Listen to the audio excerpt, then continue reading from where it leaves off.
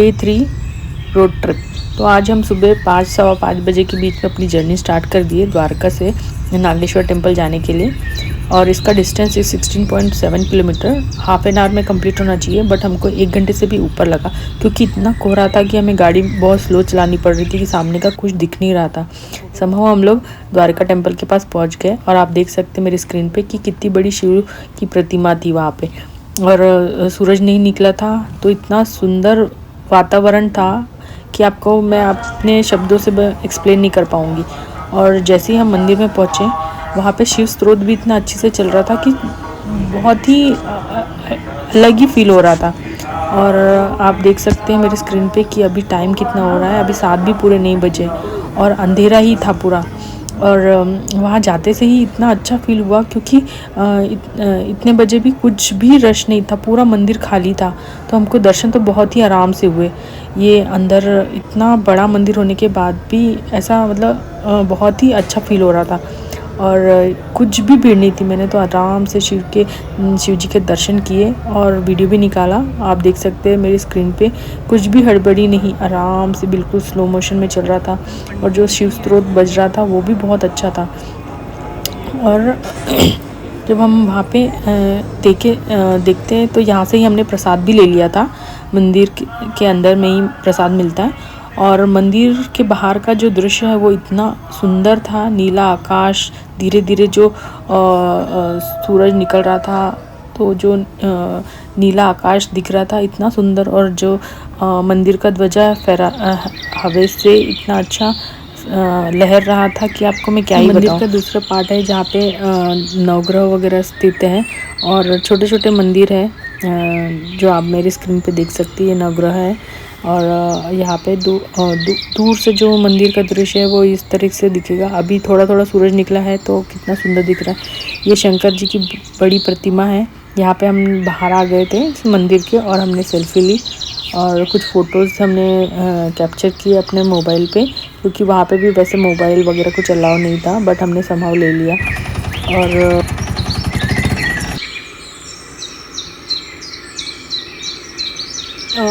नागेश्वर ज्योतिर्लिंग की भी एक अलग स्टोरी है कि ये सुप्रिया और दारूद नाम का एक राक्षस से जुड़ी हुई है, जिसमें शिवजी ने दारूद राक्षस के अत्याचारों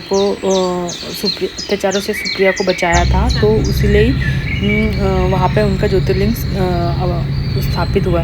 तो ये सुबह के 8 वगैरह बज चुके हैं और आप देख सकते हैं कितना सुंदर मौसम, मस्त पंछी उड़ रहे हैं और आकाश भी पूरा नीला और बहुत ही सुंदर है। और अभी तक ये फॉग गया ही नहीं है और पूरा धुंध है। गाड़ी तेज़ हम नहीं चला पा रहे हैं, बहुत स्लो मोशन में चला रहे हैं। और आप देख सकते हैं कि कितना सुंदर नीला आकाश और बादल, ये सब मतलब अमेजिंग ही था। तो हमें चलते चलते ही कुछ सरप्राइज़ मिला कि जैसे ही हम एक जगह पहुँचे तो हमें वहाँ पे फ्लेमिंगो बर्ड दिखे। पहले तो लग रहा था कि ये फ्लेमिंगो नहीं है, बट थोड़ी देर में पता चला कि ये फ्लेमिंगो ही है, क्योंकि इनके जो पंख हैं वो पिंक कलर के दिख रहे थे और उनके जो पैर है वो भी पिंक कलर के थे। बहुत ही सुंदर व्यू था। ये अनएक्सपेक्टेड था कि यहाँ हमें रास्ते में ऐसे फ्लेमिंगो मिल जाएंगे और बहुत सारे दूसरे पक्षी भी होंगे, बट हम लोगों को समझ में नहीं आया क्योंकि इतने ज़्यादा फ्लेमिंगो दिख रहे थे। और अभी तो 8 भी नहीं बजे फिर भी इतना कोहरा है और जा ही रहे हम रास्ते में। बट यहाँ पे एक प्रॉब्लम एक हो गई थी कि हमको नाश्ता, चाय, पानी कुछ भी नहीं मिला और हम कंटिन्यू जाते ही जा रहे हैं। और सूरज को देख सकते हैं कितना कोहरे से छुप छुप के देख रहा है, दिख ही नहीं रहा है। और रोड व्यू बहुत अच्छा था, चिड़ियों की चहचहाने की आवाज़ अलग ही अल्टीमेट मज़ा आ रहा था। व्यू इतना सुंदर था, मन कर रहा था कि यहाँ पे गाड़ी रोक के चाय पिए, बट कहीं भी चाय की टपरी नहीं, अपना खाने पीने का कुछ भी नहीं मिल रहा था। तो थोड़ा सा डिफ़िकल्ट हुआ क्योंकि सुबह सुबह चाय की तलब रहती है एंड ऑल। बट मैंने एक चीज़ ऑब्जर्व किया कि गुजरात में मंदिर बहुत ही सुंदर और बहुत ही अच्छे होते हैं। और आप मेरी स्क्रीन पे देख सकते हैं ये और कहीं जगह रास्ते में ही एक और मंदिर दिख गया था, वो भी आप देख सकते हैं कि कितना सुंदर था। हमने एक जगह पे रोक के फ़ोटो वोटो लिया और अराउंड 10 साढ़े 10 बजे के बीच में हम एक होटल में रुके जहाँ पे हमने नाश्ता किया। यहाँ पे नाश्ता बहुत अच्छा था, साउथ इंडियन और भी बहुत अच्छा मिला। बच्ची ने भी बहुत मज़े किए और यहाँ पे वॉशरूम भी बहुत क्लीन था, तो हम लोग थोड़ा हल्का हो गए। और फिर हम लोग निकले कच्छ के लिए। कच्छ का डिस्टेंस ऑलमोस्ट यहाँ से 8 घंटे का है। 8 घंटे का मतलब 466 किलोमीटर का है। तो हम लोग वैसे हमारा कुछ प्लान नहीं है वहाँ क्या करने वाले, तो आराम से धीरे धीरे निकले और टाइम पास करते करते पूछे, क्योंकि हमें आज का प्लान था कि हम रन ऑफ कच्छ जाके देख के आएंगे। तो ऑलमोस्ट 3 बज चुके थे और हम ढोलावारी की तरफ निकल गए थे अभी। और वो भी बहुत ही अच्छा हम लोगों का सफ़र रहा वहाँ तक के। तो नाश्ता वगैरह कर लिया था, खाना वाना खा लिया था, तो कोई टेंशन नहीं था। और यहाँ से ढोलावारी जो है प्लेस जहाँ से हमें आगे जाना है, वो भी 138 किलोमीटर दूर था।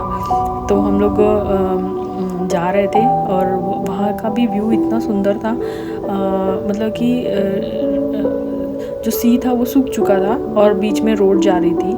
और ये भी एक अल्टीमेट था, ऐसा लग रहा था कि हम कहाँ ही जा रहे हैं। रोड का जो एंड पॉइंट है वो दिख ही नहीं रहा था। और उसके बाजू में जो समुंदर का पानी है वो भी जमा हुआ था, बट कुछ समझ में नहीं आ रहा था कि एग्जैक्टली ये है क्या। बट व्यू तो बहुत ही अल्टीमेट, बहुत ही सुंदर था। और जैसे जैसे हम आगे चलते गए तो वहाँ पे भी हमें मतलब फ्लेमिंगो और भी दिखे। मतलब हमारा तो आज का दिन पूरा ही बनता था, क्योंकि कंटिन्यू हमें फ्लेमिंगो बर्ड्स और डिफरेंट वैराइटीज़ के बर्ड्स दिख रहे थे। ये भी अभी कौन से बर्ड है ये हम लोगों को समझ में नहीं आ रहा है, बट है बर्ड्स। और जैसे ही हम आगे जा रहे थे और आगे जा रहे थे रोड से, तो फ्लेमिंगो की पूरी फैमिली दिख रही थी बीच बीच में से, छोटे छोटे। और बहुत ही सुंदर व्यू था। मतलब कि आपको मैं बता सकती, यहाँ पे पंछी उड़ के जा रहे हैं साइड से, और आजू बाजू समुंदर है, बीच से रोड है। तो चलते चलते हम ऐसा एक पॉइंट पे पहुँच गए कि रोड टू हेवन पहुँच गए। और जो रोड टू हेवन का भी एक व्यू आपको बता सकती हूँ कि कितना सुंदर है, कि सनसेट हो या सनराइज़ हो, दोनों ही बहुत ही यूनिक और बहुत ही सुंदर है। एक्चुअली आज तो हमारा प्लान नहीं था कि हम रन ऑफ कच्छ में जाएं या रुके। ये रोड टू हेवन है। आप देख सकते हैं कि यहाँ से मुझे कहीं भी रोड का एंड ही नहीं दिख रहा है, सिर्फ रोड ही दिख रही है। तो ये ऐसा लग रहा है एक पॉइंट से, ऐसा जब उतर के हमने जब देखा तो ऐसा लग रहा था एक पॉइंट से कि रोड टू हेवन, मतलब कि आकाश में जा रहे हैं, वहाँ पे वही जाने का रास्ता है। तो बहुत ही सुंदर था। और ये जो आप मेरे कैमरे में, मतलब मैं जो आपको वीडियो में दिखा रही हूँ, वो आपको मैं एक्सप्लेन नहीं कर पा रही हूँ, इतना सुंदर था और बहुत ही मज़ा आया। वो रोड उस टाइम में तो वैसे पूरा खाली था, क्योंकि सनसेट के टाइम हमें पहुंचना था। देखिए ये रोड कितना खाली है। यहाँ पे हमने कुछ फ़ोटोज़ वगैरह लिए रोड टू हेवन के और आगे चले गए। एक्चुअली हमें हमारा प्लान ही था कि रन ऑफ कच्छ जाएंगे, रन ऑफ कच्छ में वाइट डेजर्ट देखने जाएंगे। तो बट हम लोगों को यहाँ पे एक कपल मिले, फैमिली मिली इनफैक्ट, जिन्होंने हमें सजेस्ट किया कि आप सन सेट तो देख नहीं पाएंगे, क्योंकि रोड टू हेवन से भी ऑलमोस्ट 100 किलोमीटर दूर था वो Rann of Kutch white desert. तो हमने सोचा कि आज चलो स्टे ही करते। अगर आप यहाँ ढोलावारी तक के आ गए हैं और रन ऑफ कच्छ नहीं देखा तो फिर क्या ही देखा।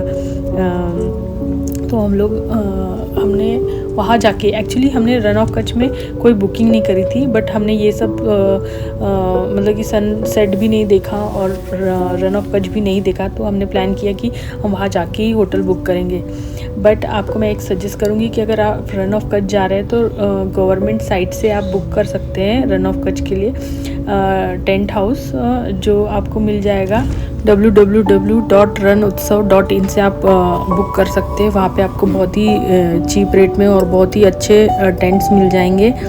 अगर आपने वो बुक भी नहीं किया है तो वो भी कोई प्रॉब्लम नहीं, वहाँ जाके भी आप कर सकते हैं। रण उत्सव में जाने के बाद, मतलब कि वाइट डेजर्ट के वहाँ जाने के बाद आप 2 किलोमीटर और अंदर जाएंगे तो वहाँ पे गांव रहेगा। वहाँ पे आपको टेंट सस्ते में भी मिल जाएंगे। आप वहाँ पे आप चाहे तो बार्गेनिंग कर सकते हैं अच्छी खासी। अगर आप में वो क्षमता है बार्गेनिंग करने की तो आप बिल्कुल बार्गेनिंग कर लीजिए, बहुत ही अच्छा रहेगा। और इसका लिंक भी मैं आपको अपने वीडियो में शेयर कर दूँगी कि आप कौन सी साइट से बुक कर सकते हैं। बट बहुत ही सुंदर था। हाँ, जैसे कि मैंने आपको पहले ही बोला कि रोड टू हेवन है, वैसे ही एक रोड टू हेल भी है, क्योंकि ये जिस रोड से हम जा रहे हैं वो रोड इतना छोटा था और उसमें इतने कंटिन्यू ट्रक आ रहे थे कि ड्राइव करना बहुत ही मुश्किल था, वो भी सनसेट के टाइम, जहाँ पे आपको रोड दिख नहीं रही, क्योंकि यहाँ पे कोई पे भी साइड जो लाइट से रहती, रोड पे लाइट रहती या कुछ मार्किंग, वो सब कुछ नहीं दिख रही। तो आपको आराम से स्लो मोशन में ही चलाना है और आराम से ही चले। तो ये रोड टू हेल भी हमने देख लिया है काइंड ऑफ, बट व्यू और अगर आप आराम से गाड़ी चला रहे हैं तो वो भी बहुत ही सेफ़ और अच्छा है, और बट आपको बहुत ही मज़ा आ जाएगा। तो जहाँ पे हम लोग रुके थे अभी आपको वो स्क्रीन दिखेगी। मैं आपको बताऊंगी कि हम आज रात को हम कहाँ रुके। यहाँ पे बढ़िया गाना चल रहा था। जिस टेंट में हम रुके वहाँ पे मस्त गाना वगैरह चल रहा था। खाना भी बहुत ही अच्छा था और वहाँ पे मस्त आग वगैरह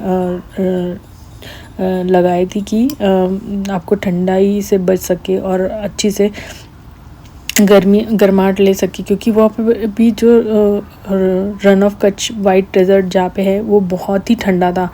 तो ये सब बहुत अच्छा लग रहा था। कुछ टेंट में तो डांस वगैरह भी होते, तो आप चाहे तो आप पहले से बुक करेंगे तो आप सब चेक कर लीजिए कहाँ पे।